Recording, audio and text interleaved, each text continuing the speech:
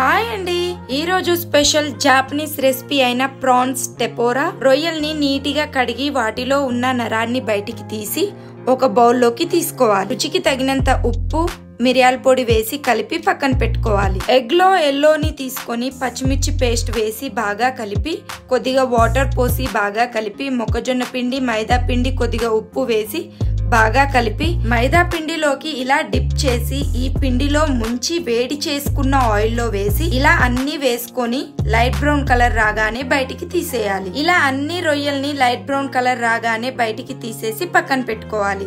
Soya sauce, vinegar, కొద్దిగా చక్కెర వేసి బాగా కలిపి కడాయిలో పోసుకొని కొద్దిగా ఉప్పు, కొద్దిగా అల్లం తురుము, మిరియాల పౌడర్ వేసి 2 నిమిషాలు కలిపి కప్పులో తీసుకోవాలి. ఇందులోకి స్ప్రింగ్ ఆనియన్స్ వేసి కలిపి రొయ్యల్ని ఇలా డెకరేట్ చేసుకొని సర్వింగ్ చేస్తే చాలా బాగుంటుంది. రొయ్యల్ని ఈ సాస్ తో ఇలా అద్దుకొని తింటే చాలా బాగుంటుంది.